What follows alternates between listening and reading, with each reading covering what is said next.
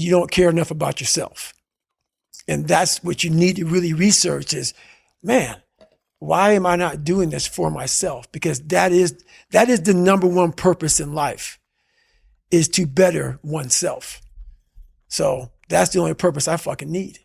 So the reason I get up every day, even though there's no race or there's no school, or there's nothing in front of me, is because I have pride in myself. But where do you go to? You wake up on a morning, it's cold, it's wet, it's dark, you've got no cartilage in your knee, you've got shitty shorts, whatever it is that's the issue today. Keep talking. You've got these problems, right? I need you to keep talking about what you were just saying. It's warm on the couch. That's Your it. missus says stay in That's bed. it. It's comfy. That's it's cozy. That's You've got it. work later on. You had an argument last night. You're slightly it. hungover. Because I know every motherfucker ain't going to do what I'm going to do. So this is how you level up. That's how you level up. I know there's a whole bunch of people with that right there. That fires me up. That makes me fucking happy, what you just said.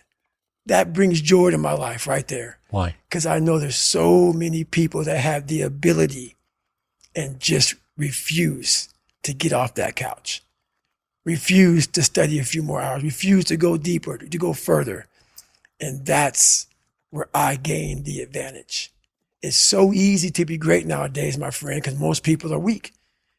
Most people don't want to go to that extra mile. Most people don't want to find that extra because it sucks. It's miserable. It's lonely. You talk about that you were kind of, lonely by yourself. I was the same way. And that used to hurt me growing up. Now I fucking thrive in that shit. That's the only place to be.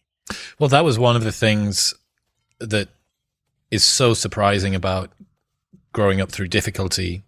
So loneliness is one example, right? Growing up as a lonely kid. What you realize is a lot of the things that you feared or hated or were embarrassed about as a child end up being the genesis of the things that you're most proud about as an adult. So the fact that you can work and thrive in solitude gives you the opportunity to be able to move to America and start a podcast, or decide to do Hell Week 3 times in a row, or it doesn't matter how long or dark the course is, you're just going to stay. The fact that you were forced to be vigilant and to assess people, to work out what's going on when you became an adult, allows you to detect the vibe and the energy of whoever it is that you're speaking with, and know that this person's someone that I want to hang with and this person's somebody that I don't. Right. All of the things. In fact, I would go as far as to say there's not one thing in my life that I see as a pure advantage that doesn't have a dark side to it, that came about at some other point as well. Right. So one of the reasons that I spent so much time as a kid in my bedroom listening to audio tapes, because I didn't have anyone to play with, right? Only child, a little bit sort of unpopular. Right. So I'd be in my bedroom listening to audio tapes, and we'd go to the library every 2 weeks and we'd take the tapes back and we'd get new tapes, and I'd bring them and listen to them again. Right. But you roll the clock forward 20 years, and what's the 2023 version of an audio tape? It's a podcast. It's a podcast. That's right.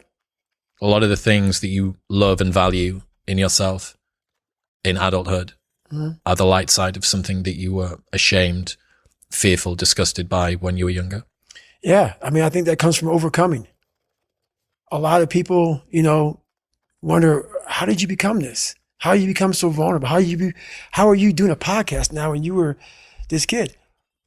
You overcame things. You fought them. And now this is what happens. This is on the other side of overcoming. You become very, very powerful when you overcome yourself. All those things you once cowered from, you were afraid of, when you face them eye to eye every day, you now become a person who has a great podcast. Let's say that there's someone listening who resonates with what you're talking about. They've been through trauma, they've been through hard times, but they keep breaking promises to themselves, and they're struggling to get off the couch, and they're having a pity party. How can they stop feeling sorry for themselves? That's a difficult one, because you have to want it.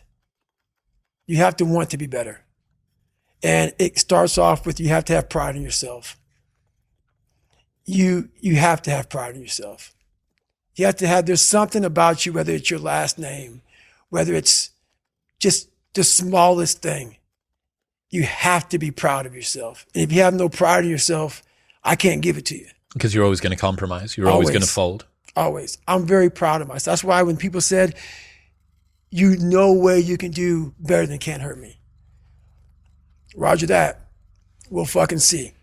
It's that pride that wakes you up. Now I'm not talking about bad pride. The attention to detail for the human being I want to do. I call this thing, like, I want to be the standard.